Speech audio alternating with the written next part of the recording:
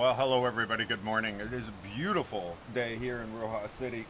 Some people fishing in the back, but I think my camera doesn't show it, but they're right in front of me here. And this weekend is a big kite surfing competition. But yesterday, their winds just disappeared, and they weren't able to compete. So it's a 3-day thing. We're hoping today you guys are going to seeing them flying by me, but so far I haven't seen them start. I don't know if the wind is still not strong enough, which is crazy because we've been having absolutely crazy strong winds. So today's topic is like all the mistakes that I've made, and I get this quite often. People point it out all the time, and they always say to me, "Michael, why are you pointing out when you make mistakes and stuff like that?" Yes, I do have the ability to edit, right? So I can only show you that all I do is make perfect decisions and never screw up, and I'm the expert at everything. And honestly, yeah, that sounds too fake to me. Whatever happens in my life, I share it. It doesn't matter. And if it could be from my girlfriend giving me tempo, or from me, making a stupid mistake or getting ripped off, or something happens to me, I'm not pretending I am amazing. I'm not pretending anything. I'm sharing my life with everybody, and I kind of am a high risk kind of person. I always have been. Anybody who starts businesses knows this kind of thing, that you're just not afraid to try and fail. And failing is okay, because if you're going to fail, you're going to learn something from it, right? Starting this business, I learned so much. Like, if I could just go back in time, oh my gosh, imagine how successful my business would be. If you don't know, I have a resto bar, called the Canadian Beaver Bar and Grill right here on this beach. And I learned so much about, employment laws and how things work here. I had that crazy impression, labor's just so cheap here, you can just make so much money, that kind of thing. Obviously, that's not something that is gonna be true, because then you're also in this market. You're selling to this market, and if you're selling to that market, the labor is all relative to the selling price, that kind of thing. So, hello, by the way, the first one that commented was Dave Simpson. Thank you, Dave Simpson. Hello to you, too. Before we get started, Laura, go see your mother if you need anything. Yelling for me right now. Anyway, so good morning to you all, and thank you very much. We will get to your comments soon enough. Some of them that are going to be helpful to all of you is I didn't bring enough cash with me when I first came here. That was my first mistake. You are allowed to bring up to 10,000 US dollars, but you're only allowed to bring 50,000 Filipino pesos into the country, which seems kind of strange. You'd think they don't mind their pesos coming back into the country, but yeah, US dollars is how it is allowed if you want the $10,000 limit. And it's not like you can't bring more, you just have to declare it. And I don't know, I wouldn't go through all that trouble bringing in 10,000 on the nose, or 11,000, something like that. So, but because ATM fees, I'm a Canadian. Some of the Americans out there have pointed out that, yeah, they can have certain bank accounts with certain banks that have where they refund all of the ATM fees, and that would have been amazing, because I lost, probably because it takes about 3 or 4 months till you can open a bank account here, so I probably lost $2,000 maybe in ATM fees over that period of time. Many ATMs here only allow you to draw 10,000 pesos out, so if you were American and you want to know that amount, right now, what is that, $58? Something like that, $58, $59 per time of using the ATM. Now, if you go to the red ones, there's like a China Bank and BPI, Bank Philippines something. I bank with them, and I don't even know what their whole name is. Anyway, they are 20,000 pesos, so now you got like $120 every time. So it's really not a lot of money, right? And so you're going to be going to the ATM, and there is a 250 peso ATM fee here, plus whatever your bank's going to charge, exchange, all that good stuff. So if you are coming here for like a few months or something like that, try to bring as much as you think you need.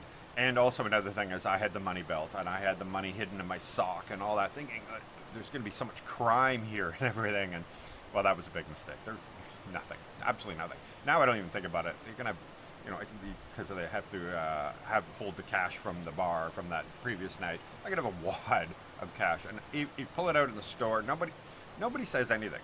The most that's ever going to be said is, I remember one time where two like college girls looked over and I'm paying at a 7-Eleven, and they're like, "Sana all." Like, I would love all that, you know, that kind of thing. Never ever did I feel afraid of anything. Somebody did ask here in the comments to use Gcash. I can't get approved. You need to be a permanent resident, and I don't have permanent residency.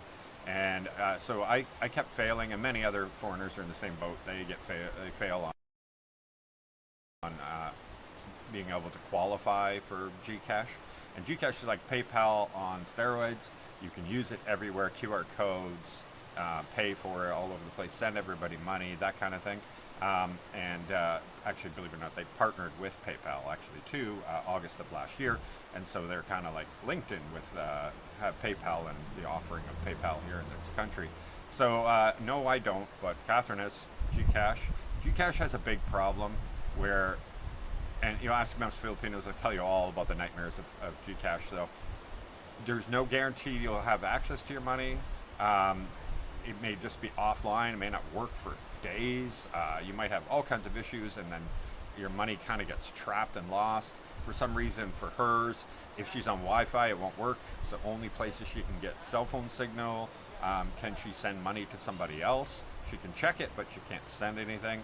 There's all kinds of strange little things. So yeah.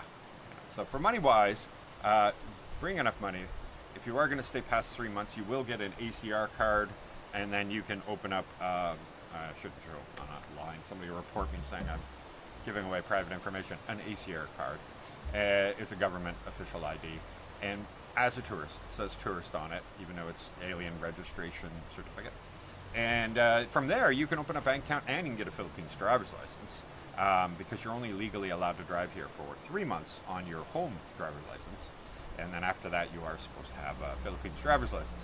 So it's really easy to get, but there is banks that won't give you a bank account, no matter how rich you might think you are or whatever. They don't care. Actually, that might make it worse. Because speaking to bank managers, they said that the anti-money laundering laws here are so strict that if they have somebody with a lot of money and they add them there, they're going to start transferring over a large sums of money, and it makes their life absolute terror for them. They hate it because they have to do all kinds of reporting of where this money's coming from, because it's huge influx of money coming into their branch, and you actually are a pain in the butt to them, believe it or not. Giving them money can make their lives horrible. So yeah, that's kind of a big reason why the bank managers will say no thank you to foreigner bank accounts, even though yes, legally you are allowed after you have an ACR card. But just keep trying. You'll find another bank manager who are just totally okay with it, or they're just used to it, and so they have their couple extra staff that maybe do all their reporting and stuff like that. In Festiwalk, they have a business BPI, which is for the different shops and stores and restaurants, and it's a small branch, and it's called a business branch, but they are more than welcoming to foreigners, because they just have so many in that neighborhood, and so they're just used to it. They're probably quite profitable because of it, and yeah, so just keep trying. Even if it's the same bank, I've been to multiple BPIs, got said no, even though I had a BDO account and all this at the beginning from another branch, they still went, no, thank you, we don't want your business. And so just keep trying. So that's less of a mistake made on my part, but just helpful concerning what I started with. Another thing that came here with, obviously, was the fear that I just talked about. Do not be concerned at any stretch of the imagination. If you are, I've walked down the dark alleys of Manila. Obviously, it's possible you're going to run into trouble on those, but I've talked about this before, where if there's nobody's anonymous in those alleys. They're there with maybe 13 to 60 of their other family members all living in that same alley. And so committing a crime in front of your grandmother or your aunt and uncle or cousin or whatever, somebody's going to see you, is very shameful to them and to their whole family. So they're probably not going to do anything to you. Nobody's going to commit a crime against you because the family unit is so strong here, and nobody's really anonymous here. So when you're going down those alleys, you're probably going to be more than safe. They're going to be actually, you walk down a normal street, you might get 2 hellos. You walk down one of those alleys, you're going to get 100 hellos, and people offering you shots of whiskey and those kind of things. So yeah, don't be afraid. You know, I had a lot of fears in my head, and I thought like the worst of the worst, but it's not as bad as everybody says. Does it mean it never happens? Of course not. Of course not. But that was 1 and 2 little events here and there are what is amplified. And so it feels like when looking online that this is commonplace and this is rampant and those kind of things. And by far it is not at all. I also ran into, this is kind of like my biggest thing. Like if I was going to say I made a big mistake, and that is, well, 2 things actually. Let's do the first one. The first one is the impression that everything is so cheap. And so you burn through money so quickly because you don't stop to think about the money anymore. You're like, oh my gosh, look at my 1,000 pesos buys me all of this. And then you're just throwing out the money all over the place. 1,000 pesos, 1,000 pesos, 1,000 pesos. And your bank account goes, phew, it just flies down because you stop translating it in your mind of how much it actually costs in your home currency, and then you don't realize that you were actually spending way more than you really should be. And I see this all the time where people rush into things and spend a lot of money in the first 3 months, and then they scale back because they have no choice. They probably burn through all the money they were going to spend. And yeah, so you gotta be careful. Keep in mind how much money you have and how much you were spending, because your bank account might get very empty. And I've seen this too many times, right? Coming into this country, like new expats coming here, they're all running into the same thing. They spend lavishly in the beginning, thinking it feels cheap, it sounds cheap, and then they're tightening their belts like crazy later on. So another thing that I was going to say, and it's kind of like connected to that same thing, is you want to rush into things. I know you're gonna tell yourself, I'm not going to do that, but a lot of people, a good majority of the people rush into things when they get here. So they've been watching the vlogs. They're like, okay, I want to go and live in this place. They go there. Within a month, they've already found a place to live permanently. They spend a fortune on furnishing it. They buy a car, they buy a motorcycle, they buy a boat, they buy whatever. They buy all kinds of stuff. And then after 3 months, they realize I don't really like living in this area of the Philippines. I got to go see the rest of the Philippines. So yeah, be careful of that, right? Like I did that. I went and lived on Boracay. I loved the house. It was a nice 3-bedroom house. But after a few months, I was like, oh, get me off this island. You know, it's fun to go to a resort, you know, and a resort island like that. But it's only fun when it's special. And it's not special if it's your every single day. So eventually, everything just kind of wears on you. And you're like, yeah, I've done all this. And there's no variety. There's nothing different every day. And so after a few months, I went stir crazy like crazy.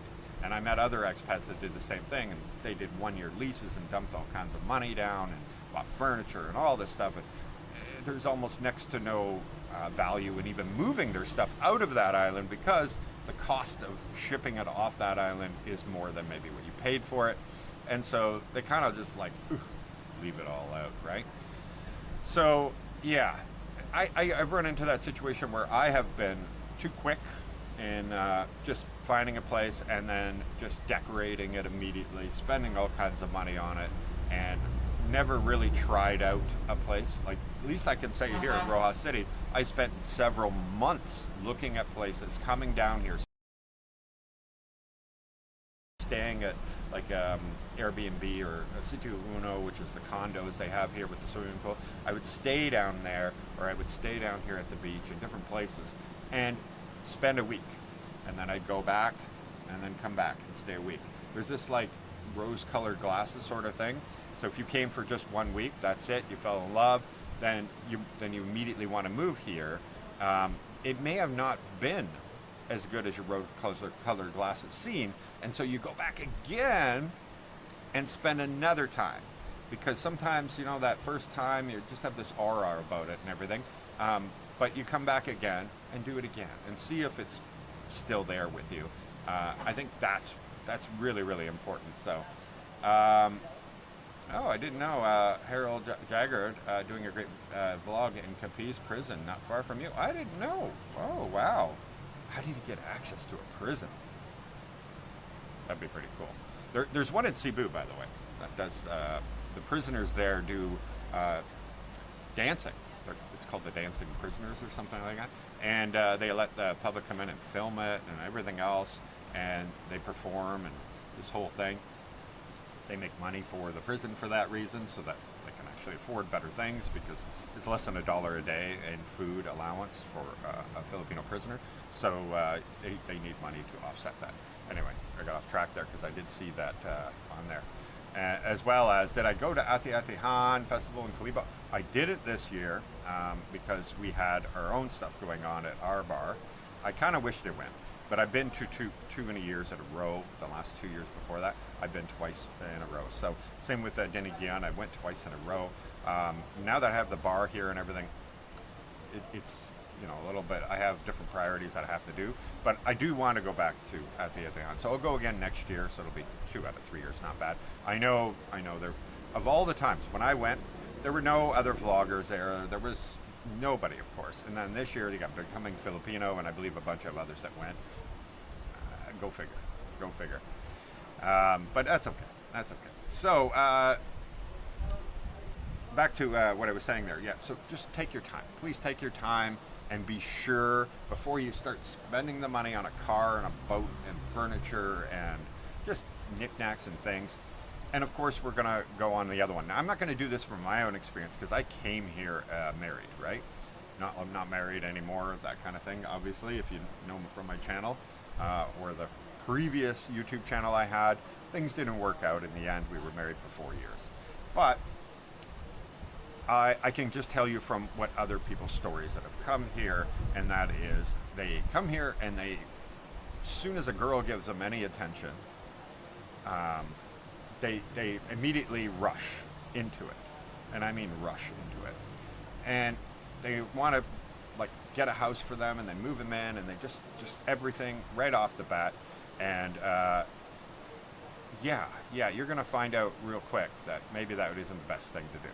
It's no different in the West, right? You don't meet a girl online, move her in tomorrow, and then expect it to be always perfect. It's just not going to happen. And well, it's sort of the same thing here. It's having that opportunity to date and get to understand and know each other and everything before you really lock yourself in. Because here, you moving in with them can have a lot of the same things as marriage to them. It is super serious. You aren't getting rid of me, sort of thing, and it could drag on for a very long time, where you're going to be unhappy, and she just won't leave. And you've now bought all this stuff and everything. You can't leave, so you get caught in this quagmire here. And I don't think you want them going to the barangay to report you if you try to throw them out or anything either, because they're going to win. So I can just tell you from others there, please take your time, come down, date. Don't move them in right away, and give it some time. Because like in the West, believe it or not, in the Philippines it's still the same. You're going to have, I don't know, a difficult time, or it's going to take some time in most cases for you to find that perfect match for you. It isn't, they aren't magical here. Okay, I know people think they're absolutely magical and that they're just instant best partners for you, but the truth of the matter, they're still humans, they're still people, and they have likes and interests that may not align with yours, may have goals that are different than yours. I don't know, because like I know the vloggers are partially responsible for this, to make them feel like they are just absolutely magic and everything's perfect and your life is just going to be so amazing, and then you get here in date one and go, wow, she was a terror, or she has mental health problems, or she you know, she's too clingy or she's too whatever. There's so many things. Well, no, they're just like every other girl in every other place. It doesn't mean they're compatible with you. And when people aren't compatible and unhappy, well, they lash out, and you know, you're going to get into that, right? So that's really, really important for a lot of guys. Obviously, before you get here, this is the rule. Number one rule is think of this as 9 out of 10. Okay, 9 out of 10 times when somebody's asking you for money on an online dating website, it is a scam. I don't know if scam is the right word. It's a money-making way for them. They will have 10 foreigners, and those 10 foreigners will buy them braces. Those 10 foreigners will pay for hospital bills, the same number, even if maybe they're real, maybe they're not, but 10 people paid for that. And they'll get as many as possible to send, because that's a huge amount of money. If somebody's getting, you know, $100,000 pesos for a major medical thing for their mother or something, well, they got it from 10 other people. They got $1 million pesos. So it's a huge incentive to do those kind of things, and people work off of incentives. Again, I'm not saying everybody, but I'm just saying that you wouldn't do that again in the West or something if you were on Tinder or whatever dating website you were on, and the girl's like, oh, I need money, and after only a couple days of talking with them, or even a month of talking with them, you'd be like, I haven't met you yet, and I'm sorry, I just can't be sure about this. But yeah, it's a crazy thing. It's unfortunate, but that's how we all work off incentives in life. We all have something to gain, that sort of thing. Oops, sorry, let me mute that so that it doesn't pop up on you like that with that noise. Oh, super chat. Anyway, guys, be careful. Please don't do that. Don't give money until you've met them, until you have something with them, because you can get burned, and it's so easy to get burned. Where's that super chat? There we go. Thank you very much. Aussie Ant? Thank you very much for the super chat. Didn't ask me to say anything on there, but thank you very much. That's awesome of you. Appreciate it. And yeah, and it doesn't mean, like, I know there's people out there that'll be like, no, I paid for her braces. We only talked for a few days. And I'm like, of course. But I'm just saying you're probably closer to 1 out of 10 that are real, and the other ones are not. Or you'll be like, hey, no, it was my idea. You know, she didn't even ask, that kind of thing. But what led to, if you think about it, if they're very good at it, they can coax you into feeling like it was your idea. Anybody who reads books, read Dale Carnegie, How to Win Friends and Influence People. It is to make the person think it was their idea all along. That is the literal best type of salespeople out there, are the ones that know how to do that and make people think it was their idea all along to buy their product or service, that kind of thing. So, all right, I'm going to get to a few comments. We'll come up with some things, obviously, from this comments here, but those are, I think, really important ones. So, hello from Missouri. Hello, Michael. Canadian Kuya, good evening from Ontario, Canada. Can't wait to be back in Rojas City. It was great to meet you, Michael. And I had the best burger at the Beaver. Cheers, brother. We do have the best burger in the Philippines, all right? Come and try it out. And if it's not the best burger, you got to tell me so I can fix it and make it the best burger. But I feel like I have the best burger. Looks nice. It does. I feel bad. Right now, I'm glad that there's not a huge amount of wind right now, because 2 days ago, the waves were enormous and the wind was howling, and it was like that for a month. But today is the kite surfing competition races. Yesterday they couldn't get out on the beach. Today I don't see them yet out on the beach. I can see down this way. They have all the stuff still sitting on the beach, and there are people from all over the world, because it's $10,000 US, and they have circuits, so they go to different places, and so there's a lot of money involved. And so I met some, you guys all see it in the video when I catch up. I met some people from like Estonia. There's Americans here. There's that kind of thing, and they're all here for this kite surfing competition, or kite surf racing competition. And it's really sad, because I hope they don't not be able to do it, and then next year they don't want to host it in Rojas City anymore. But it's just freaky, because it was the day before they were all practicing and they were jumping in the air and it was enormous, and then the very day of the tournament, goodbye wind. So I love this weather, but it's also hurting the city. Seaweed Hero, hello from Victoria, BC. Thank you very much. Hello, Smurf Crusher. There you are, brother. How are you? Liempo, good evening from Leyte. This year I want to kind of do a little bit more that way. I haven't been that way yet. Becoming Beaver Burger Bun Bakery. Well, we actually got a German. We just recently switched away. We made a deal with SM to get buns and everything, but then we were contacted by this German, well, through another person, who him and his wife have a bakery, and they make delicious buns, really nice, lots of sesame seeds, like good quality, right? Not stiff or anything, really good quality. And so he has agreed to deliver every second day, so that our buns are always completely fresh, as opposed to the store-bought ones that, yes, they have a 7-day shelf life, but there's a reason for that. The stuff they put in it that allows it, because a normal bakery, coupled 3 days maybe, your buns are still good, and then after that, they're just not that good anymore. So this is great that he's going to do a smaller quantity, not huge quantities, every second day and deliver it right to our place. I'm paying double, but buns are the least cost involved in the hamburger, so it's worth it to me. Anyway, David, good morning, evening from Chandler, Arizona. Good morning, good evening. Elmo, hello, Mike from Buffalo, New York. How's the weather over there, Elmo? Because Buffalo, man, you guys get snow, so much snow. Good morning from Bulacan. I'm just going to say that because Higintu, oh, G's are silent. Higintu? I say it right? Hello, Alan. How are you? Strange Clouds. Hello from DC, brother. Love your videos. Thank you very much. We answered the Gcash, but thank you very much. Jeff King. We just got back from Kalinan, Davao City, after spending Christmas and New Year's with my wife's family. I love it there, but I'm learning a lot watching you in the free weathers. Thanks for what you're doing. Yeah, the thing is that we might make a lot of mistakes and, you know, do stupid things and stuff like that. Learn from us. You know, that's the point. We are on the ground. We're not. It's better to have somebody who's not putting a glaze over everything and just saying that everything is perfect and only pointing the camera in that one spot, that kind of thing. No, I walk around, the camera goes where it goes. You get to see everything. And that's why a lot of people say, oh, AI is going to replace everybody. And I'm like, AI won't be able to do this, though. AI can generate you a drone footage of this beach, but it's generated. It's not real time. It's not what actually is going on at that second. And if you're thinking about moving somewhere, you really want to see what it actually is and not just what something generates.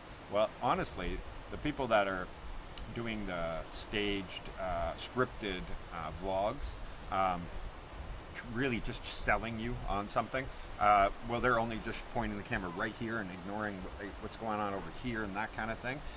Well, essentially they are like as good as AI, because they're not going to show you the whole picture. And I think vloggers will always have that, where people are thinking of moving somewhere or traveling somewhere. They're going to want to see what it actually is like, looks like, everything. And AI won't be able to do that. But people that just sit and talk like this, I'm replaceable when I do this kind of stuff. Eventually, that will be all done by AI. Don't mean to pry, but me and my wife have been curious and wanted to know what's the story with Laura's dad. She used to work at a factory in Manila, and they kind of hooked up, her and the other guy that worked at the factory. And then when she found out he was pregnant, he's like, oh, hell no. No. It wasn't me. Must have been somebody else, sort of thing. And he bailed. So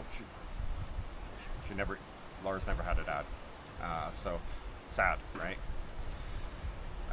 What was your job in Canada before moving to the Philippines? Well, I was district manager in one district.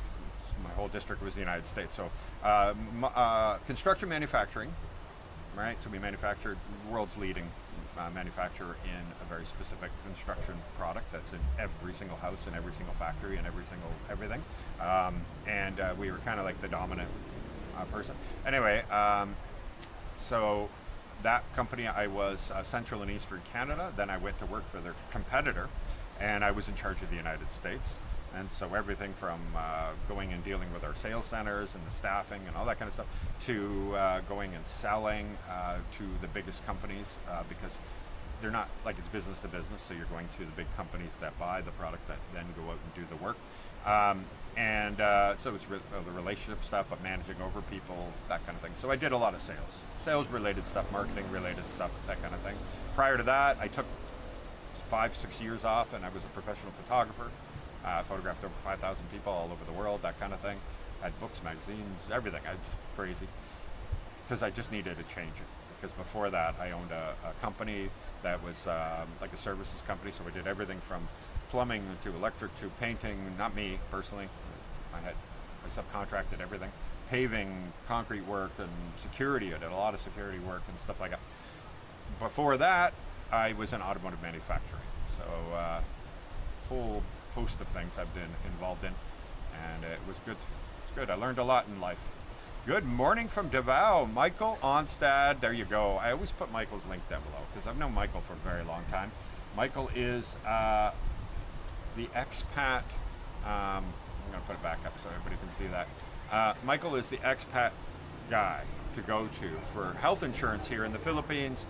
He is a fellow Canadian. He was an insurance adjuster back in Canada, or a broker or something like that. Not adjuster, broker. And so after he retired in his career and married a Filipina, he moved to here and he became the same sort of thing. He became a broker here too, helping expats navigate through it all and everything. And the reason everybody chooses Michael, and this is the biggest thing, is Michael has a team. So you go into a hospital or something like that and you're insured under him.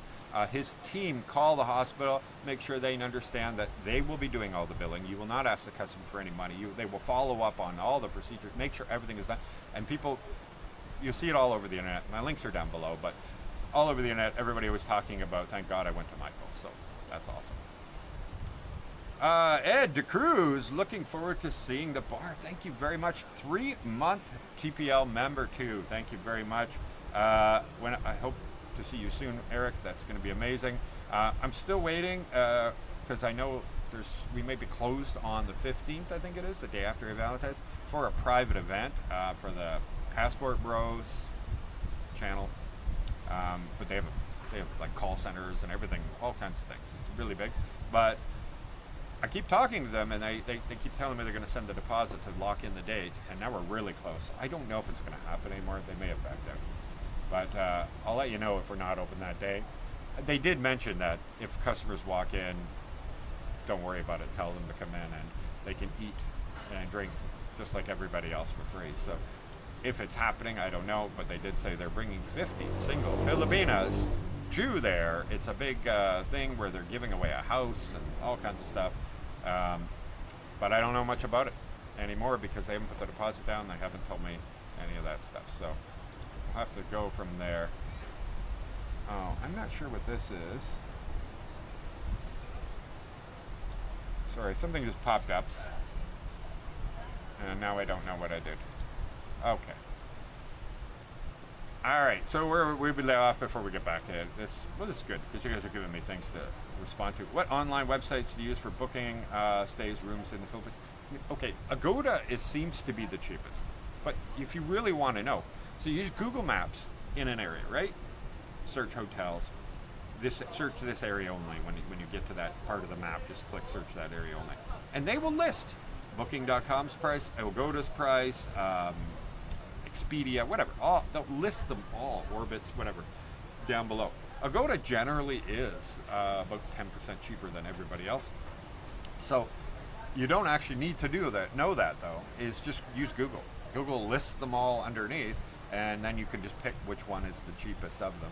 They're all reliable, like Hotels.com, obviously reliable, Agoda, that kind of thing. And unlike in the West, there's no preference for you to book direct. Because they use it as a booking system, these online ones, it actually helps them not deal with marketing or deal with anything. And so when you contact them, they'll either be more money or be unwilling to match even what is on Agoda. They're happy to just pay that 17% as well. The people in the hotel are often not the owners, and so therefore they have no say, and tough luck, you've got to pay more money or book it on Agoda. But if you really want a hotel, and Agoda and Hotel.com and all that is out, contact the hotel directly, because they only list X amount of rooms on those sites, and they could have many more rooms, and it'll look sold out, but not if you book directly with them. Also, what sites do you use for taking? Yeah, so here in this country, there is only one. Well, there's two now, I should say that. So, you know, we don't have Uber in this country. Uber was bought by a company called Grab, which is an Asian Uber, essentially. You can get food, you can get deliveries, and you can get cars, motorcycles. There's all kinds of things. And so download Grab if you're coming to the Philippines. Hands down, you need it. Because a lot of taxis, depending where you are, like Manila, those kind of places, will not use the meter if you are a foreigner, or in some places they just don't use meters.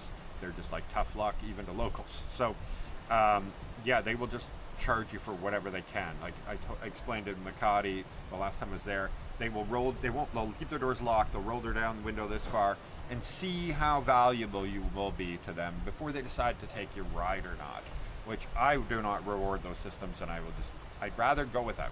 So Grab is the way to go.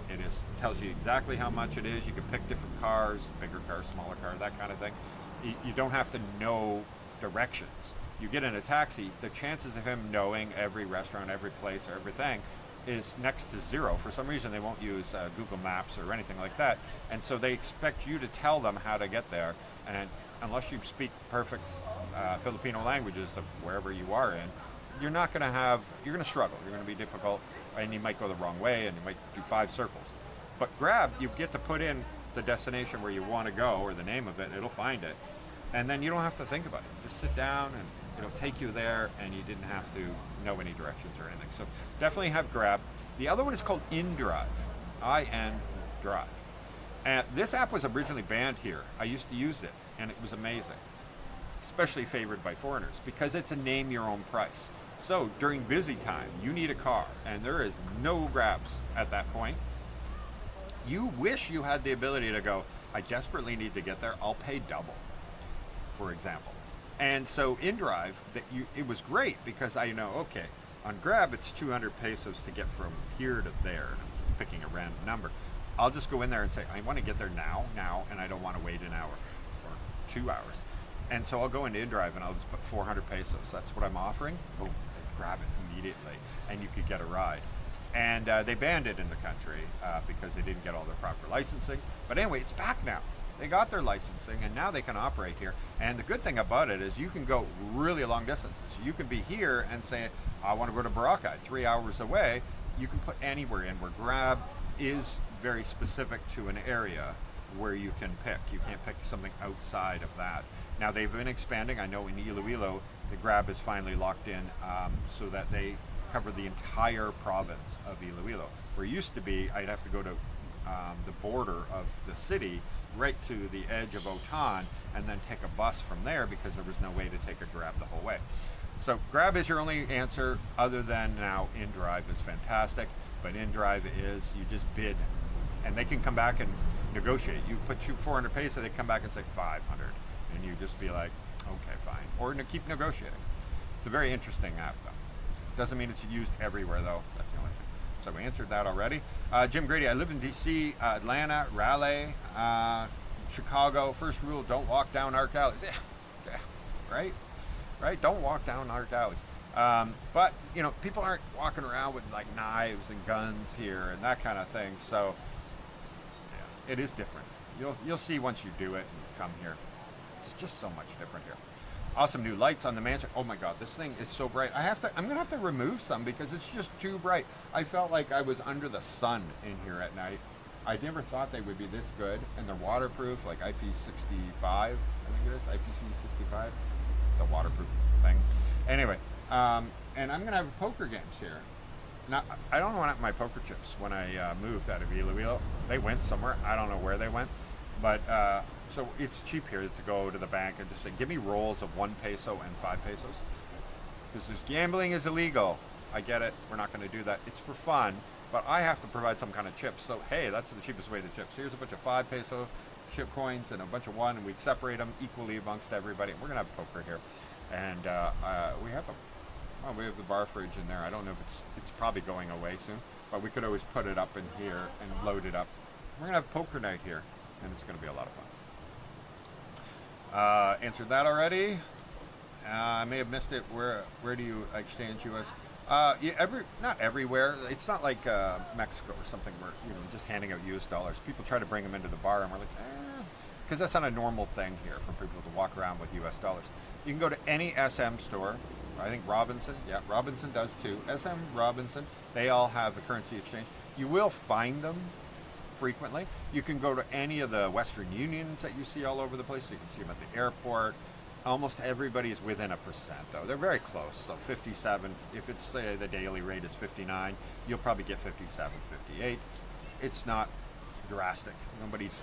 There should be nobody out there at 50. If you're in places like Angeles City and Manila, you're going to find them almost everywhere. You come out to the provinces and those kind of places, you're going to have to find, well, a Palawan. So you're going to find a Palawan, a Western Union, everywhere. The country is full of them because people all have relatives that live overseas that are sending money home. And so that's actually a big revenue for almost everywhere. Even in the middle of nowhere, they will have one of those. Bring it there. You cannot book a one-way ticket here. There are people that have gotten away with it. They landed in like Cebu, but then the next person says, I landed in Cebu. They asked for my return ticket. I used onwardticket.com for a whole $15. It produces you a ticket. You pick the airline you want to fly, everything. It's a real ticket, but the $15 is like a deposit. So if you were to actually want to take that flight, you have to pay the rest of the flight thing. But either way, they give you onwardticket.com. I'm not promoting them in any way. I just tried it because everybody else was telling me to try it. And sure enough, it gives you a real ticket. And because they don't, they go like this. They go, okay, that's what they do. It's not, there's none of that. It's, okay.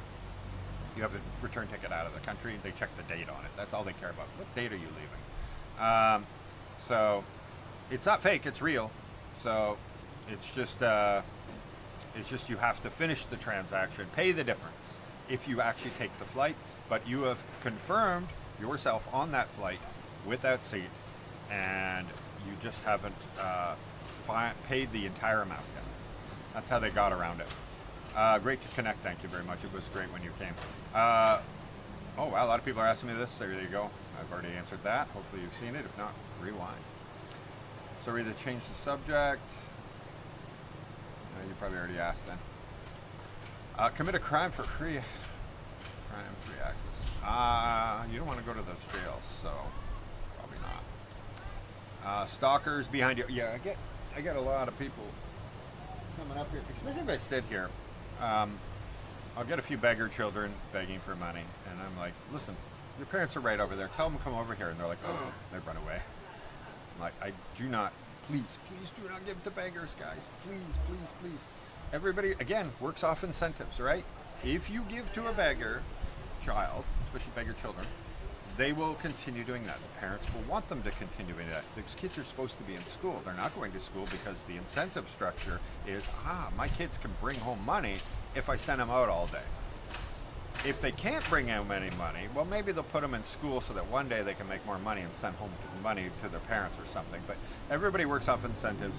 If it works, they're going to keep doing it, and it's just going to get worse and worse and worse. And so it's also a crime, by the way. It's illegal to give to a beggar in this country. So please don't. It's not helping anyone. If they're a handicapped or a senior, okay. Give out of your own heart, sort of thing. Don't break the law. I don't know. They're not begging. Let's just say they're not begging. But please don't give to those children. It is the worst thing. And I know people say, well, I'll give them food. Okay, that's something, I guess, but it's just an incentive structure. Those kids should be in school, and I really want them to go to school. And yeah, it's so important. It's so important to break that cycle and make sure that the only chance of a success is for those kids to grow up educated and intelligent and ability to bring money home to their family. Otherwise, they will grow up, they will have kids, and then they'll put their kids out as beggars too. It's a cycle that just doesn't go anywhere. Did I miss something here? Ooh, Eric, $20 Canadian. Thank you very much, Eric. I really appreciate it. You're awesome. Dream big. Indeed, dream big. There's the love on this thing. There's a way to love it. I can't find it. Well, lots of love for you. Thank you, Eric. Appreciate it very much. And if I missed anything else, no, we got that one. Okay, cool. I'll get to it when I scroll down. I don't think I did. Can you go over which YouTubers you follow there in the Philippines? Any particular vlogger in Batangas area? Oh, I wish I had one in Batangas. I recommend. I'm loyal to you. I'm not worried. I am, unlike other vloggers, I am not afraid of other vloggers. I'm like, if the only reason people are watching you is because they haven't, they can't find somebody else, then you're not doing very good as a vlogger. So they're so jealous vloggers before where you just be like in their town. I know of one, and he didn't come up to me, but he came up to my friend Alex, and he said to him, like, I'm vlogging here, you need to go. You can't go, you're taking away all my limelight, or whatever it was. And I was just like, wow, that's incredible. But you know, I've seen that person's vlogs before, and they never, ever, ever collaborate with anybody unless they're a huge channel way bigger than them.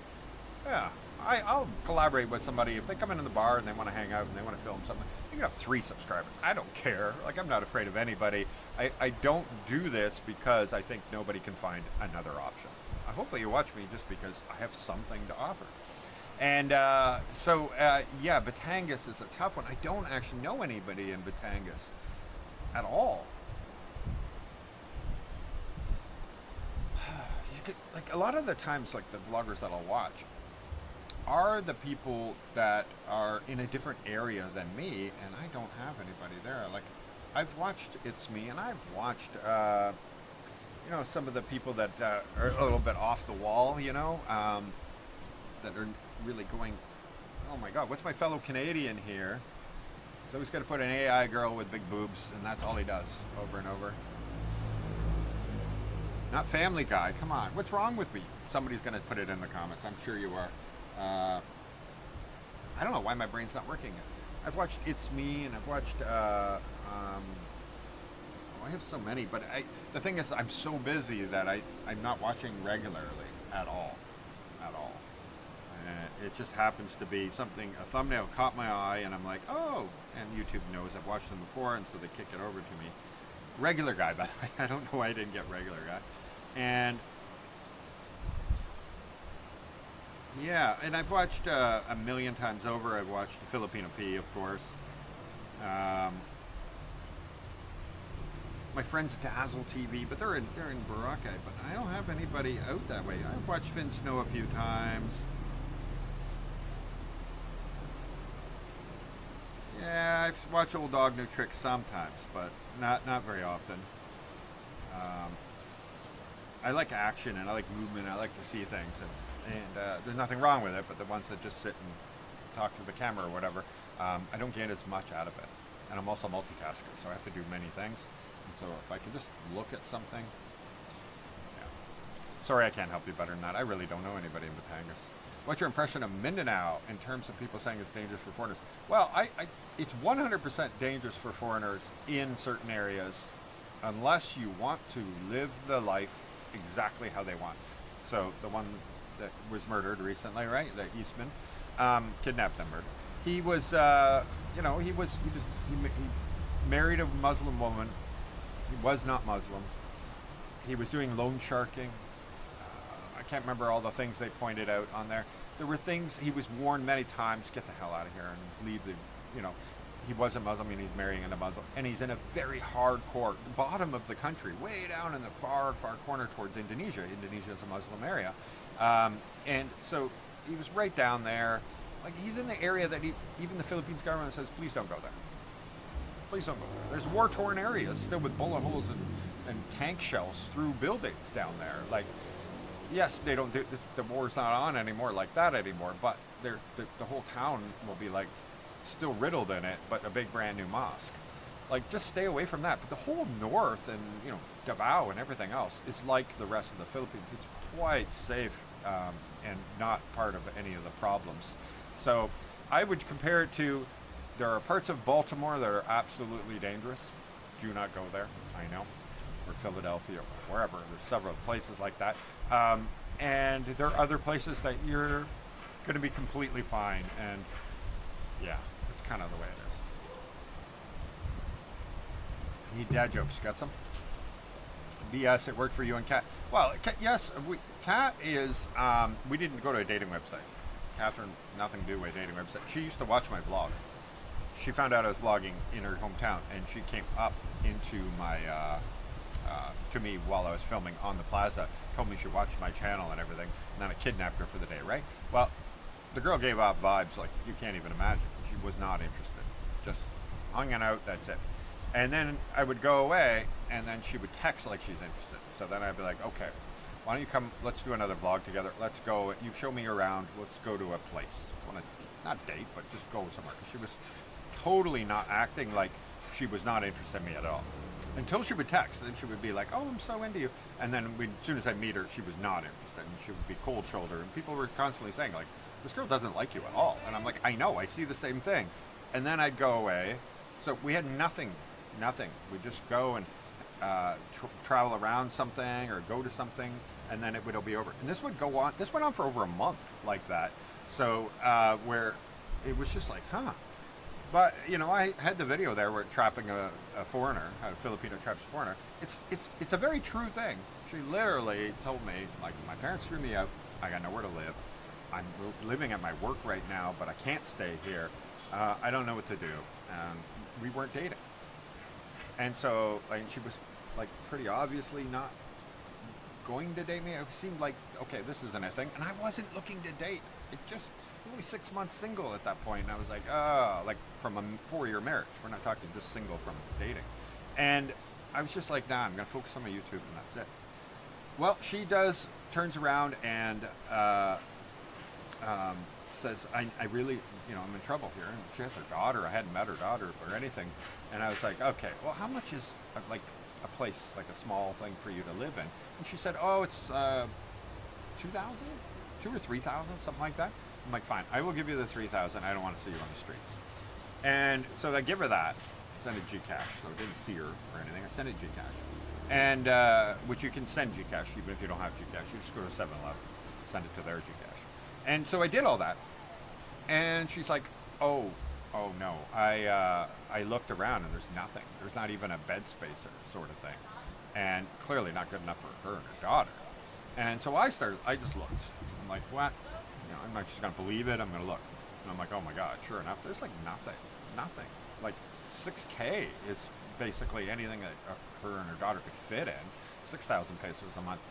And again, we're not dating or anything, so I'm just like, and at the time, you know, if anybody knows my channel, I had to restart my life, right? A brand new YouTube channel. I gave everything to my ex-wife, so I had none of the savings, none of anything. I'm growing, and so like every peso mattered. But I'm the kind of person that, like, if I have to, I will give my shirt off my back. So I'm like, okay. And so I said, listen, if I have to spend, from the things I was looking, it was getting closer to 8,000, 9,000, and I'm like, no. And I was floating at that point, just traveling never stop or staying at friends' houses. I still hadn't gotten an apartment myself. And so I said, okay, I will rent. I found this house. It was 2 bedrooms. It was nice. I will rent this 2-bedroom house. And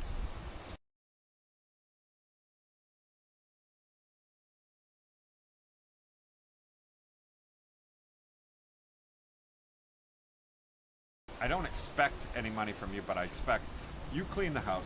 I'll give you and your daughter have one of the bedrooms with its own bathroom, everything. I travel a lot anyway, but when I come home, you cook for me, you do my laundry. You are basically housekeeper, whatever you want to call it. You're a housekeeper, and you get in exchange the house to live in. I will only be there a couple times a month, maybe for 5 days or something like that, and you just make sure everything is good. And it's not your place, it's my place. It's rented in my name. That's it. And so that's what we did. And but then, I don't know, then I guess she stopped playing hard to get or whatever it was that was going on, and that's how it all steamrolled, and we ended up dating.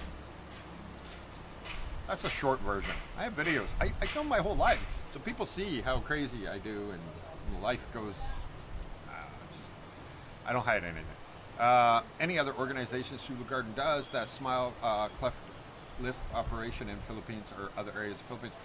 So that has been ongoing, but there's been some issues with, well, the volcano and all that kind of stuff. Some other issues with getting support from government agencies, getting hospitals, that kind of thing. So it's still ongoing. It also doesn't have a problem with money right now, and that's why I haven't been raising money for the cleft lift. They have campaigns funded, but they don't have enough face hunters to go look for them. So if you are somebody with a 13A in this country, so work permit, and that is retired and does not need the money, because you're not going to get any money, and you would love to go up into distant villages, especially the mountains and stuff like that, and you have a Filipino wife or something like that, or you're a Filipino, whatever. Again, it's voluntary type stuff, and you would like to help us find more kids with the cleft palates, because they hide them. The families sort of feel shame, or the children can have shame, that kind of thing. And so we want to get them the help, but you're not going to see them wandering around on the street here, and often they're in places where healthcare is limited, that kind of thing. So that's what we need help with, in getting more of the kids in areas. So we are still going on that. I've been doing the school stuff because, well, I like it. I like helping kids. By the way, very few people saw this, all right, when I uploaded it. So somebody sent $100 super chat on it. I took that $100 and I promoted this video. So I did not keep that money at all. I put it right back into YouTube, and I said, here, promote this video. And actually if you can send 100, I get 60, right? Or 70, 60 or 70. Either way, I spent $120 promoting this video so that it would get views. But many of you didn't watch it, and it's a cool video, and it costs you nothing to watch it, and you're helping kids. Put it on slow when even if you're not listening, just do that, because the algorithm cares how many of my subscribers are interested in watching that video. And when I looked at it, only 850 people who are subscribed to my channel, so 72,000, only 850 chose to watch that video. That makes me kind of sad. It's really, I know, this is not, you're not watching for a charity reason and all that stuff, but if you could, just watch it again, or watch it, that helps the algorithm, and then YouTube says, oh, the subscriber base is interested in watching this video. We're going to push it out to the rest of the world. Because of all the videos, the ones that help the kids, I care more about than any other video of me that I can make more money on, and everything else. Forget. No. Every time I go there, I'm reminded how important it is to be able to help others, especially with the kids. Anyway, I'm getting off talk. Do you hope to connect? Soon. We'll be in Manila and we'll reach out. Fantastic. Thank you. Please fix mismatch of voice. I know. I'm sorry. I should just do this, and that way you guys don't know. I don't know why it keeps happening. I think I need to switch from Streamlabs to OBS so that you guys don't have to see my mouth lining up differently. I don't know why it happens. Thank you very much. Thank you, Lorna. Good morning, guys. Is this a happy live or sad one? Oh, it's very, very happy. I'm always a positive person, so. All right, guys. Wanderlust. Listen, he was amazing and everything, but no, it was a mistake. The mistake was me convincing her that we should get that bigger dog when she didn't want the bigger dog. She always wanted a little dog, and I pressured her to do that, and that's where the mistake is. It's wonderful to have Red, but we're not here all the time. And it's sad, I know. Yeah, exactly. So that's how far behind am I? Oh my gosh, I'm sorry about that, guys. They have 5 guys sending the money. I know. All right, let's. Audio is too quiet. Oh, I'm so sorry. Okay. I don't mean to be too quiet about that. Sorry. Thank you. Good thing I went down there. I met my Filipino girlfriend, now my wife, on Facebook back in 2016. Fantastic. See, I know there's a lot of good examples out there. And by the way, Butthole 54, fantastic. Oh, that's you, Mike. All right. Let me make sure I got all these. Yep, I got that. Thank you very much. Thanks. Cool. Thank you.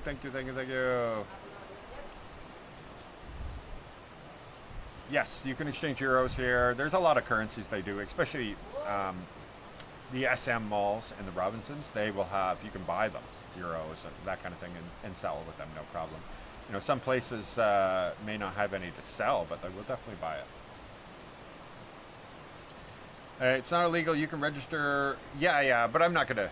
We're just doing it for fun, and like these are just retired expats, and we're just gonna have fun, right? And so I'm gonna be very clear with them, guys. You're not make any money. It's competition. Well, a challenge of who's going to be the winner or whatever. But that's it. It wouldn't be worth all the difficulty to register and be a casino just so that I can have a poker night at my house. So yeah, and most of them don't care. They're not about the money anyway. I'm American. I require a taximeter or 100 pesos. Oh. I'm not sure what that means, but fantastic. It's easier to send money to yourself on Western Union. Yeah, they do have really bad rates, but you can have it instantly. So I use, I'm not, like people use Wise, and there's a couple other apps that they can use to send money here. Once you have a bank account here though, as long as you're not in a rush for your money, it takes 3 days for me. So I just transfer from my Canadian bank account online. You just go international transfer, put in your bank account information one time, then it saves it. And I send it to myself here. And it comes in 3 days and it's $1.99 no matter how much money. And banks generally have very good exchange rates. And so, yeah, none of those apps mean anything to me or anything because I just don't need them. Now, if I need it immediately, my bank even has Western Union, Scotiabank in Canada, has Western Union. So you can log into your bank account, you can send yourself.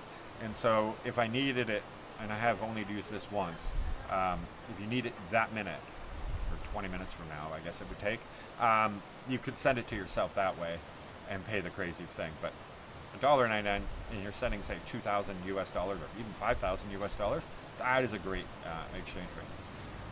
Hey, good morning from Monk's Coffee Shop and Resto. The weather looks better now. Yes, the weather has been wonderful, but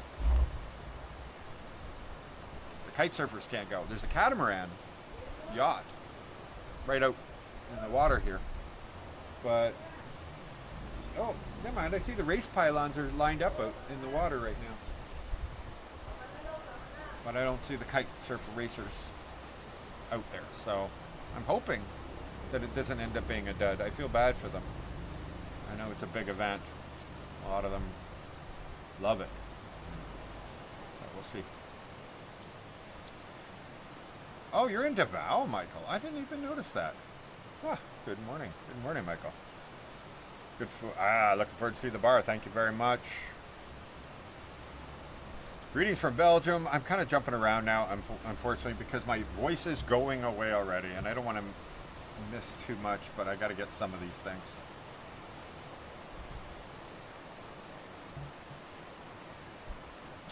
Yeah, that's true. You could just send yourself the money from when you're at home and then just pick it up. It took a few minutes to get identified with my passport and ID, but I was able to collect my 300. Yeah, and some of them are less. Like that's what I noticed when I go to some of them, they want so much, and then if I go to, I can't remember the name, different company names, but like Mueller and Palawan. But some of them are like, yeah, just give me that, and you're quick and done. The other one's like fill in all this stuff and everything. I just don't know which one to recommend to you because I don't remember which one is less. Later in the week, I sent myself Western Union for another few $100 US online from a credit card. I walked in the money store and picked it up. Easy peasy. Yeah, and actually, once you set up with one of those companies, though you'll be in the system, it goes really quick. Thank you, by the way, Eric, for being a member. So anybody who has that little symbol on there, it's because they're a member of the channel. It's like $3.99 a month for the member role.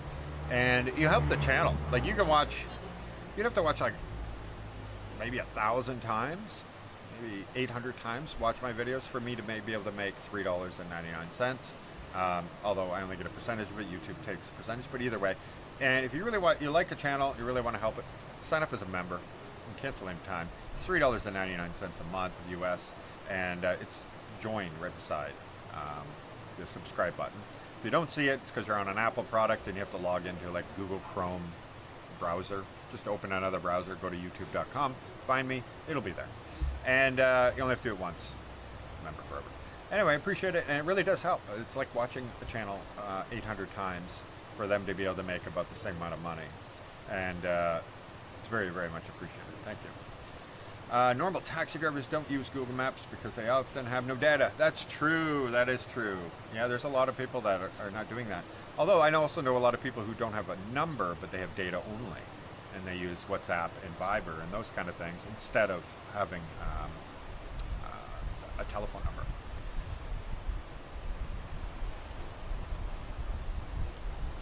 I think I got this, but thank you again, Eric. I just wanted to make sure I didn't missing anything when I'm just scrolling around here.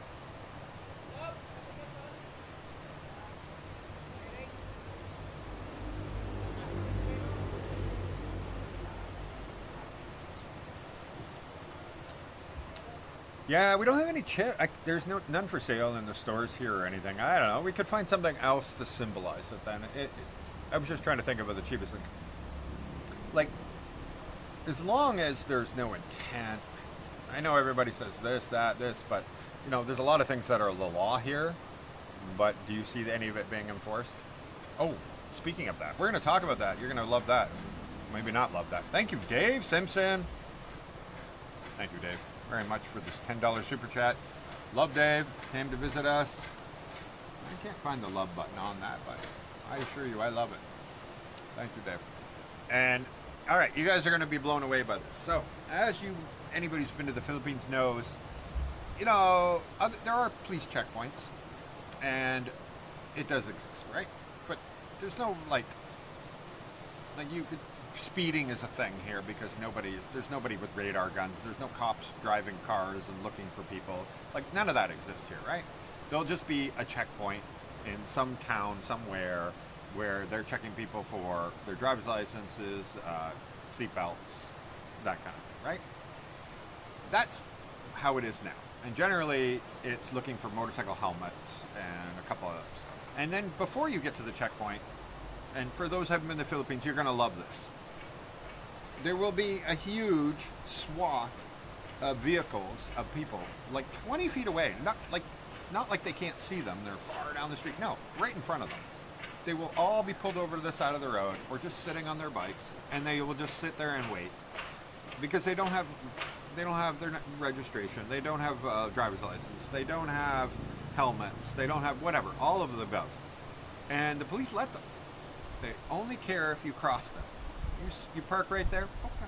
In Canada, they would circle around the back of you and find out what's going on with everybody and ticket everybody, that kind of thing. The police aren't interested in doing that here. They let them sit right there in front of them. And that's the norm here. It feels comical at times. I get it. But after a while, you realize that's just the way things are here. It also gives you a good perspective of how many people, if you were to get in a car accident, have anything official, right? There's plenty of kids that drive bikes here. There's plenty of people no licenses. Plenty of people. Insurance would be like, you know, when you register your vehicle, you're supposed to get insurance, and it's like 800 pesos a month with the government. The government has, they'll have the service there, and it's like a really basic thing. That's really going to cover nothing. So be careful when you're driving here, obviously. But anyway, I was blown away because when I was in Antique, which my next video is still going to be in Antique, you'll see, is they were showing me that in Iloilo and Manila? Iloilo and Antique, the police now have breathalyzers. And so they're going to be doing spot checks or road checks and having people blow into breathalyzers. That is unbelievable to me. I can't imagine. Somebody must have donated them. I was shocked by that. And that's going to be, wow, I can't wait to see how that's going to happen. Because look at any bar here in the Philippines. They just leave. That's all I'm going to say. Anyway, I don't think people should drink and drive and all that stuff, so don't get me wrong. But I'm just saying, like, that's going to be a big difference here. Now, what's next, right? Radar guns and fast cars to chase after you, that kind of thing. Whew. It'd be safer, but, oh, you guys don't realize the travel convenience in this country here. It's just, okay, wide open, empty highway. You don't have to worry about anything. Not insinuating that anyone should break the law. There are speed limits. If you're caught giving someone begging, the maximum fine is 20 pesos. Okay. Is it about the fine, what I was talking about? No, though. It's the incentive structure, keeping kids out of school, not getting out of that cycle and everything. That's the real reason. I've never seen anybody be fined for it. Hey, John, welcome. Thank you very much for being a member for 8 months now. And travelers. So they're actually at like a $15 a month one. Very, very appreciated. Thank you, John. And yeah, well, Kat and Catherine's still sleeping. And Laura is watching her show with Archie on the beanbag on the first floor right now. Watching her cartoons, that kind of thing. But we do have somebody coming. I better check my phone because the security company is supposed to, for the bar, was supposed to come and collect their... Oh, it might be a little late. All right. They're supposed to be coming here to collect the money for the month for the security. I told them to just push open the gate and ask for Catherine because I will be busy. I start also vlogging, but I would not be jealous. I would just watch to learn.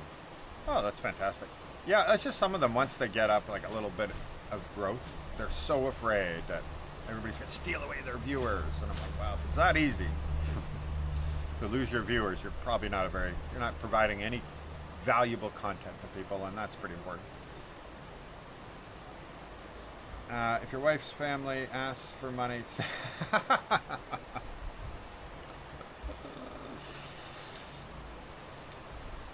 They actually don't ask us for money. Oh, I'm not married to her, but either way, they do not ask for money, but we give it to them.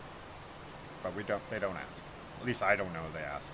They don't talk to me, so. If my parents used me like that, I would never talk to them again as an adult. Yeah, right? Like, yeah, I agree. Yeah, you can use any ATM you want with all of your normal debit cards from all over the world. You won't have any problems. The only problem is I don't know if Wells Fargo does it, but the ones that cover the ATM fees from international ATMs, that part I don't know. But other Americans do know, and it's all over the internet, which accounts like Chase Manhattan or whatever it is, and what account to have, and then they refund all of your ATM fees. That'd be hugely valuable.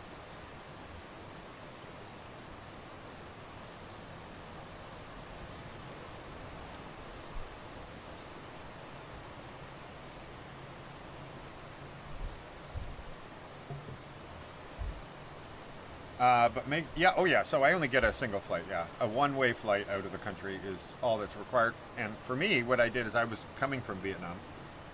And so I did a one-way there, I think it was. Yeah, I just did a one-way back. I just went a one-way back from, and it was the same flight number and everything. I just picked everything the same and made my flight 23 days later. And it didn't matter because I was going to renew my visa instantly. And which I'm right now, I think I'm good till March. Whoa! Joel Hunter, thank you very much. Thank you, Mike, for being a very entertaining channel. You, Kat, and Laura, always God bless. Joel, that's amazing. Thank you very much for that. I'll leave that on the screen a little longer than that, though. That wasn't fair. There we go. Let me just double check. I want to check. 1 second.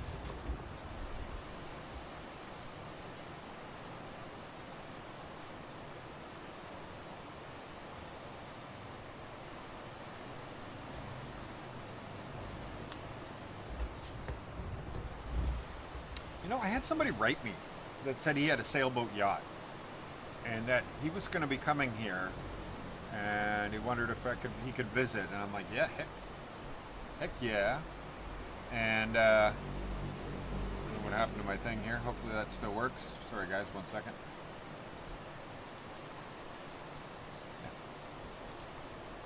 And I'm hoping that's his yacht. Maybe he's coming to visit me. That would be cool. Whoa, we got a big super chat here. What the heck? Sorry, guys. My thing reset on me. I'm trying to get this sorted out. Once again, thank you, Joel Hunter, $20. Hopefully that is working on the screen. Yeah. Sorry, it did that weird thing there. I had to refresh my screen. Oh, Eric. Wow, Eric. Okay. Eric, that's super, super crazy generous. Thank you so much for that. There's a love button on here somewhere. I'm just trying to find it. That's not it.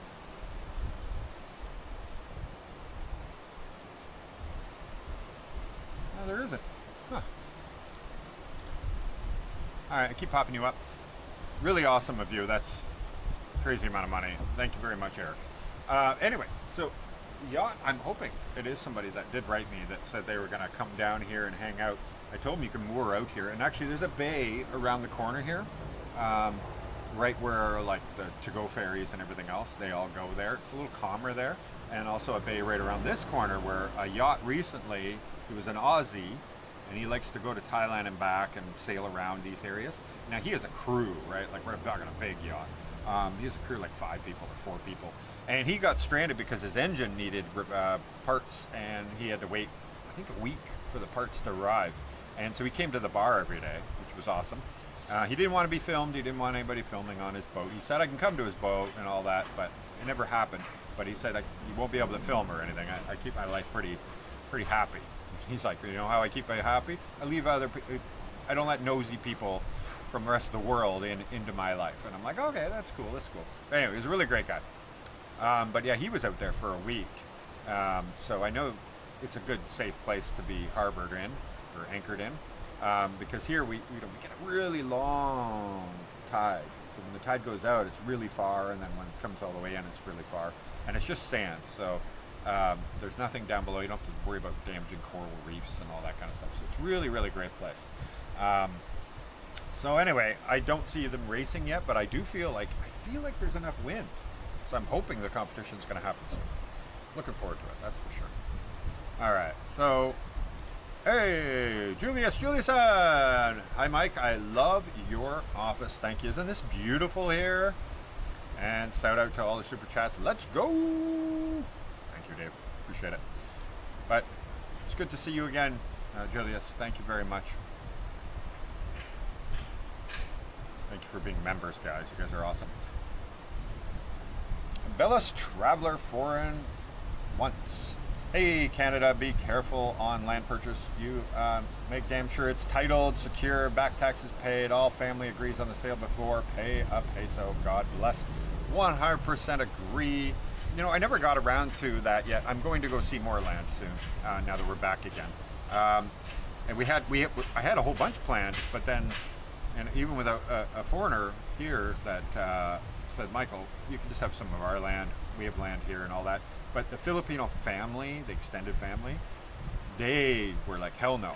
No. And so that didn't work out. So either way, so the Senate just passed a law. It went to third and final reading and became law. So foreigners are now allowed to lease land up to 99 years. So that's incredible, right? Like no condo that you are going to buy, that building will not be there in 99 years. So it's as good as buying a condo by far, right? Agreed? Like your condo building is not going to be there in 99 years, so you're losing your investment after 99 years.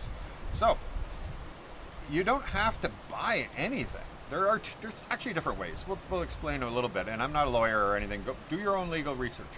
But anyway, you can lease the land for 99 years. You can put into your lease that you have, so that if you die or if you want to sell it or whatever, whatever's remaining left on the lease and whatever's on the property, it can be transferred. So you have transfer rights in it. So just like a condo, you can sell it after a few years, whatever. It'll be the exact same sort of thing. And at the end of the 99 years, then it goes back. You won't be able to renew, I believe. You can check with a lawyer, but I don't, you can do a 50-year plus a renewal, that sort of thing. But I think the 99 years, 99 years. So their great-grandchildren will get the property back. But the 99 year, very likely, you're going to have to pay the full selling price. Where if you do a 25 or 30-year lease, you probably can get 80% of the selling price, because then it's only one generation away they will get the land back. And so it's like a win-win for them. There is another thing that you can do, and that is, and you can see, I've seen the documents with the government laws and everything, is that you can have your name added to a title. So say you are a Filipino and you own this land, right? You want to buy that, a foreigner comes along, wants to buy that land, but they can't. They can't buy it. But what you can do is have put on the title, owner is this, exclusive rights of use, this person, on the actual title. And so you have, they technically own it, but the exclusive use and enjoyment of the land is you. And it's literally you on the title. You're on there with them, but it says that you have the exclusive rights and enjoyment of the property. So that's another thing, and a lot of it's really hard. You're going to be trusting people, right? So you get corporations that own land, Filipino corporations, like the big developments that are going on all over the place, and a lot of them do that. They can do that, and then you're not dealing with John or whatever. You're dealing with, a big developer corporation that churns through land all the time or whatever, and so then you're going to have less difficulties. It's all going to be above board and legal. But always get good lawyers. Get good lawyers. You can make anything happen. But there's a couple options that many people don't realize that you can do. I think I clicked this, but I'm going to click it again. I don't know why this is lagging so much. Joel Hunter, $20. I'm trying to click this. I think I have to clear that one first. Maybe that's why.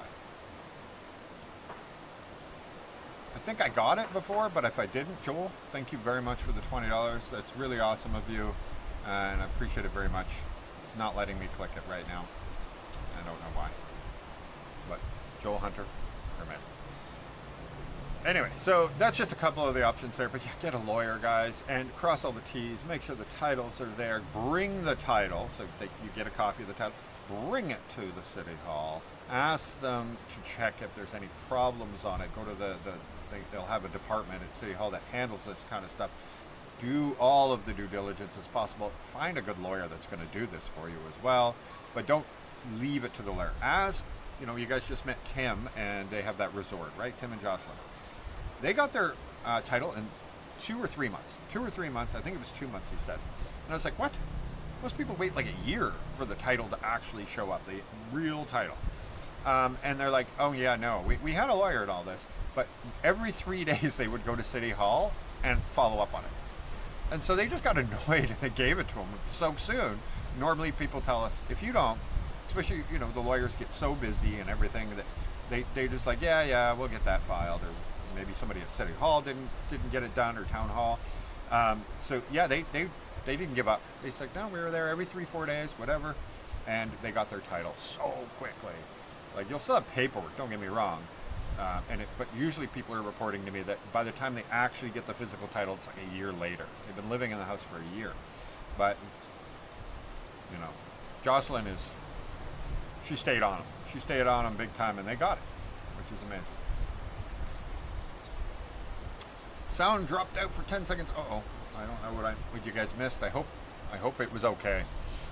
So anyway, yeah, I'm going to be doing a similar thing. I will be doing a lease that has transfer rights. Sometimes, depending how long you want to make it, you may have to pay the full price of the sale. Or if you want a shorter period, like 25 years, 30 years, you might get the land for 80% of the selling price. So if they want 1 million pesos, you may only have to pay 800,000 pesos and get exclusive use for 25 years. Say you're in your 70s, you're like, that's fine with me. And maybe you live there for 5 years and go, I don't want to do this anymore, and you can turn around and sell the remaining part. But your biggest mistake was buying that bar, big moneymaker. It's not that the bar was the mistake. The mistake was that I was inexperienced, especially in the Philippines, right, on that kind of business. And if I knew everything I knew now, things would be a whole lot different on the day I opened. Like, I've learned so much about labor laws here. I've learned so much about like product costs and where to get things and everything. I've learned as I go. You have to fall down and fall down and fall down to learn all your lessons. And I've done a lot of that. And I've been, we've had to battle labor board and all kinds of stuff like that. So it's not like that was the mistake. The mistake is all the mistakes I make along the way. But if you don't make those, you'll never learn anything. So I'm not afraid of mistakes. I'm not afraid of failure. But I've learned a lot in that has got me, where I am now. And the bar is doing pretty well. The weather isn't always doing pretty well. So in the beginning of December, we were breaking records, like amazing numbers, first 2 weeks. But then we got that monsoon kind of weather. And it damaged everything. Who's going to go to the beach and drink when it's monsoon type weather? Winds are this way, rain 20 out of 24 hours of the day, right? Of course sales are going to tank, and that's exactly what happened, right? And then I didn't know about the Christmas day, the only nice day of the month. I didn't know about New Year's being not a place in the provinces that people go out at all. And so, like, all those are mistakes I made, 100%. But there's a lot of it that I couldn't do anything about. That weather, I couldn't do anything about. But we've been able to climb back out of that. Like we're doing quite well now that the weather is better. So continuing on that path or whatever, I think we could do. The reality show that was promised, thank you very much. There is a lot of things on that, and that is still could do it. The staff were, in the first month, I could still see it happening. But they lost that exuberance. Like, I am from the West, right? Like all of you, many of you, from the West. You understand, like when you're a waitress, a waiter, that kind of thing in a restaurant, you're upbeat, you're driven, you're motivated, you want to make your tips and all that stuff, and you understand how you can make it happen. Tips didn't motivate the people here. They were excited in the beginning or whatever. And so that same sort of incentive structure, they're just not motivated. They're just like, nah.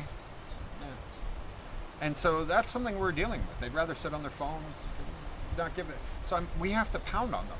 Like, did you check on them? Did you make sure they're having everything? Like, the fact that they could make a bigger tip isn't enough.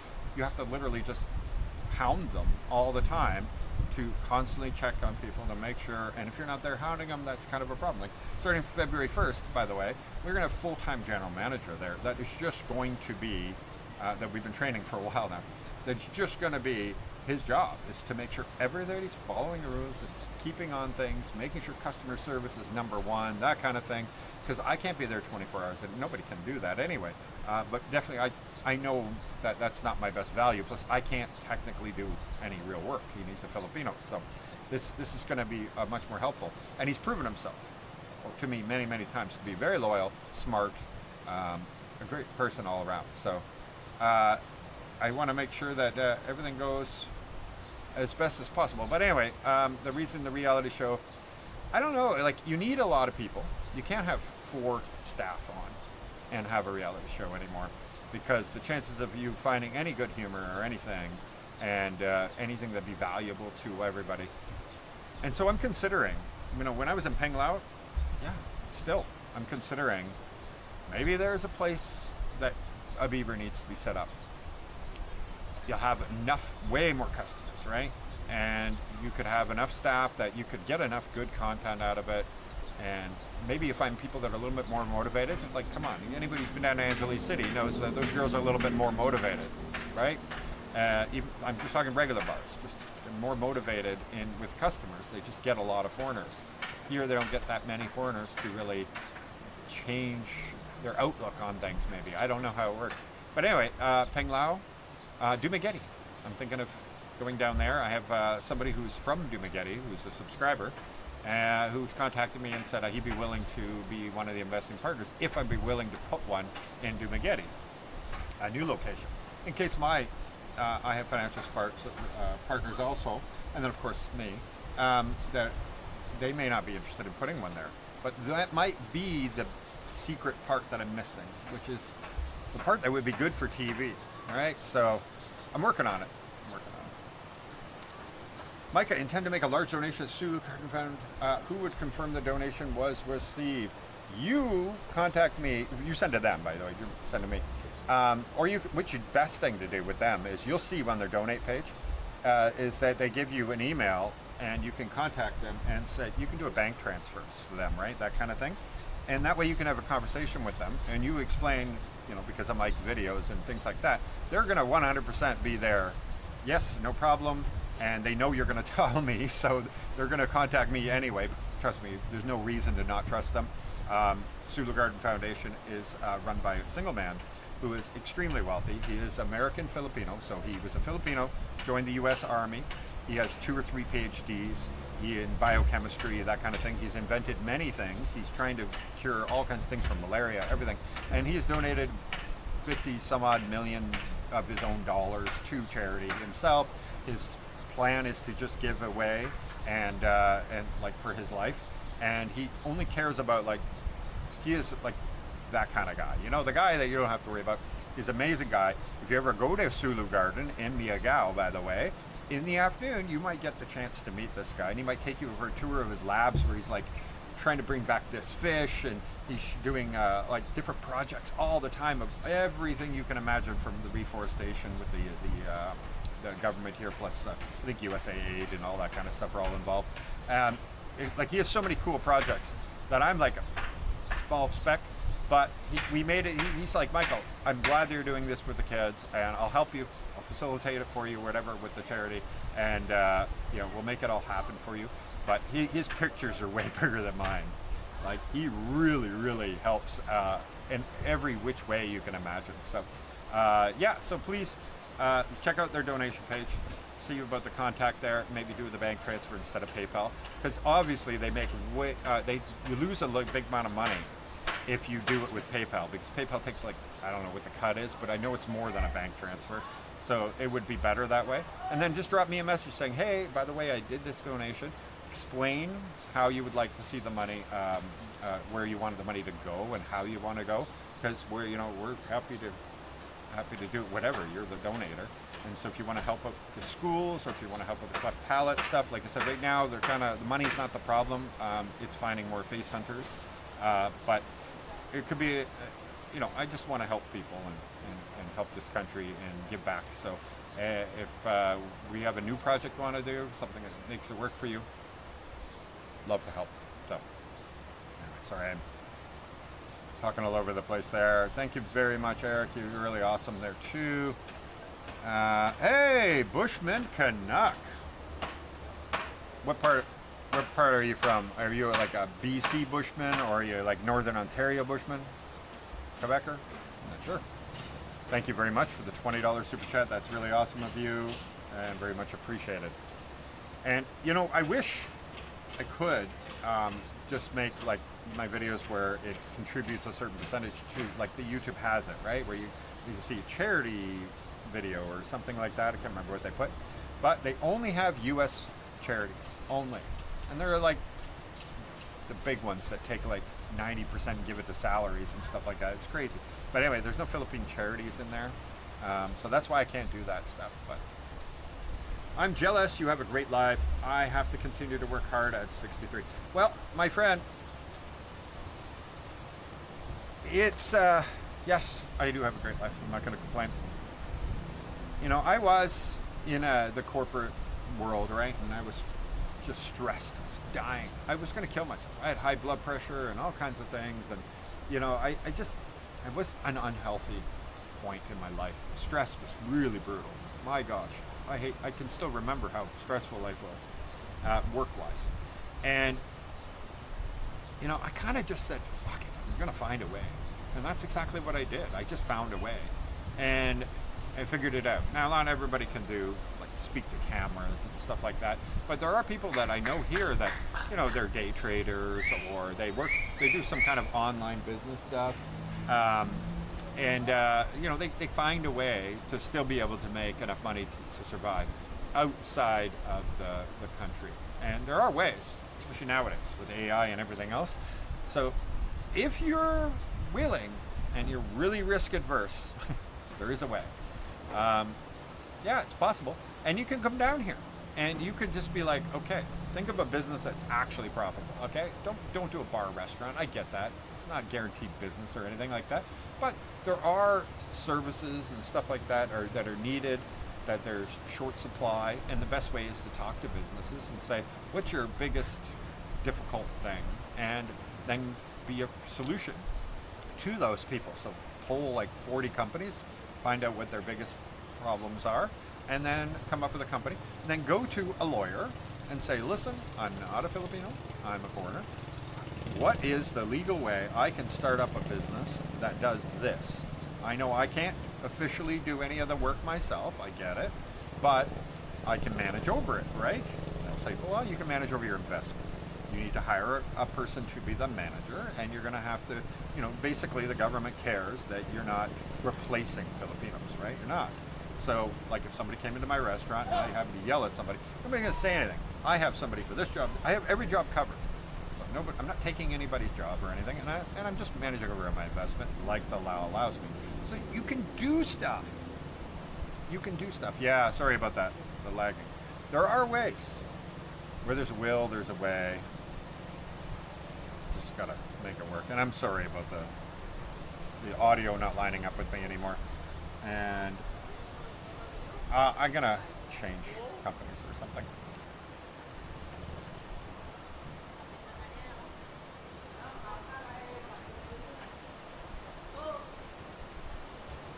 The only thing I'm gonna say to this is that this has been going on for 100 years. There have been foreigners, Americans living here, over 100 years, right? America's been all over this country. It's never happened. So if you're going to use that analogy, maybe in your country, they're just going to up and decide that men can't own things anymore. Because it's a patriarchy or whatever they call it. It's almost the same because the chances, it's never happened. America's been here for 100 years, Spanish before them. Now they were colonizers sort of thing, but America a little less of a colonizer sort of situation. But yeah, sure, they could come up with a law like that. But not likely. Sorry, I had to, my computer keeps doing this weird thing here. So, sure, they could do that, but unlikely. It would cause uproar around the world. There's probably, think about it. When something happens to an American in the world, the embassy immediately gets involved and there's big, big problems. Imagine it happened to 75,000 Americans. Because that's probably how many, just Americans that would be affected. Never mind British and Australians and everything else. So to say that one day they'll just take 50 to 100,000 foreigners and take everything away from them, and there'll be no consequences, and that they're just going to do it. It's kind of unlikely. Kind of unlikely. All right, guys. So. I purchased and incorporated everything, so we have only our own, only own shares. Leases, they just shoot you. But incorporate and you're safe. We have 2 farms, condo, big building, and growing. Yeah, there we go. I've met many people like same situation. It's not rare. It's not rare in any way. Like there's laws, and the thing is the Philippines cares about one thing. And that is keeping it in the Philippines, right? Okay. A Philippines corporation has to follow all the laws and the rules and the tax system and everything of the Philippines. And like America, a Philippines corporation is its own person. So in the US, corporations are considered their own person, not the people who own it, the corporation. And this is how these scoundrels often get away with never being charged or arrested or anything when something happens, like Enron. Yeah, well, maybe they did, but for the most part, these corporations go off and do something bad, And the corporation is the only thing that's held to account, not the CEO, that kind of thing. Because corporation is its own person. Well, in the Philippines, the corporation is its own person. So if the corporation owns it, well, that's a Filipino under the law. Their Supreme Court has upheld its own person. So anyway, go to a lawyer on all this stuff. That's the best way to do it. And day trading, well, yeah. I don't know what to tell you. I know people that have made ridiculous amounts of money. There's, I don't know. There's algorithms now and everything that guarantee your stop losses and if you have enough money, you're only trading on the tiniest amounts of slivers.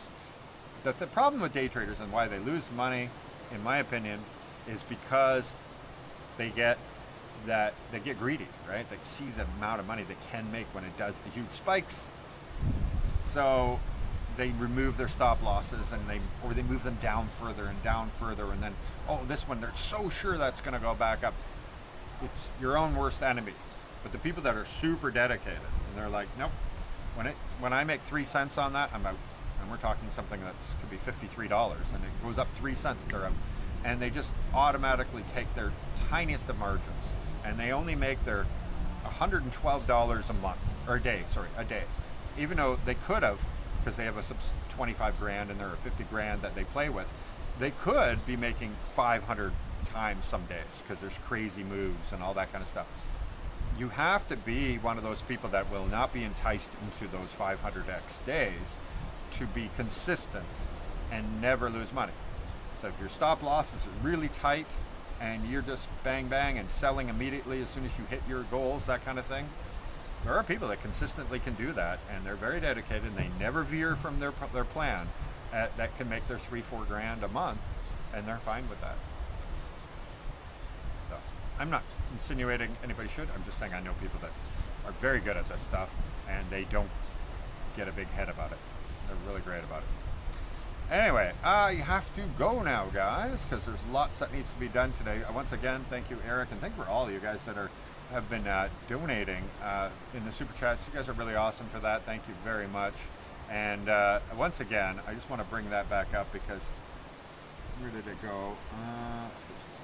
If you haven't seen this video yet, check out this video. All right, of all the videos I do, this is the only one I want you to. This is the only one I want you to watch. It helps the algorithm, and then shows other people. The outside people aren't getting to see this because only 800 of my subscribers watch this, and I paid to promote the rest of it, so they're just random views. But it's important to me that we help kids more than anything else I do. And if you want to help out, please just put it on the background, that video, and put it on like 0.25 speed. If you click the gear, you can go to like quarter speed. And then if you're not, just let it run somewhere or with the volume off or whatever. Believe it or not, that counts as 4 views, number one. And it will help. And I just want that video to do well. Not for me personally, I don't care. I don't make a penny. Like I said, somebody gave me a $100 super chat, I turned around and put a $140 promotion on it. So I only care that it'd be, I don't know. I feel so amazing when I go there and be able to give and do something for those kids. And that last school that we had on there, man, they got it rough there. So I'm gonna help them, even if nobody else helps. But thank you very much, guys. All right, so I'm gonna let you go now. Sorry, my voice is not lining up there.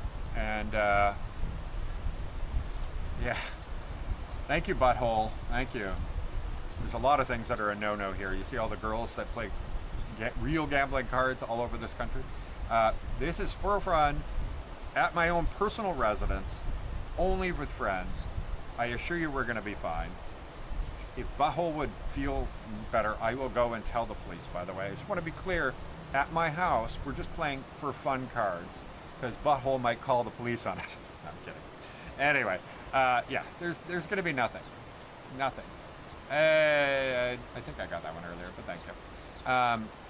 Yeah, and I do know the police, and I know the director of the entire Region 6 came to my restaurant and everything. So please, I assure you, I will be just fine. We're not breaking any laws. It's not for any money, but thank you very much. Okay, guys. Thank you, thank you, thank you. Here's my view currently. The beach is a little dirty, sorry. Not much going on, just a few guys fishing. Yeah. Anyway, thanks guys for joining. Peace. And thank you for everything.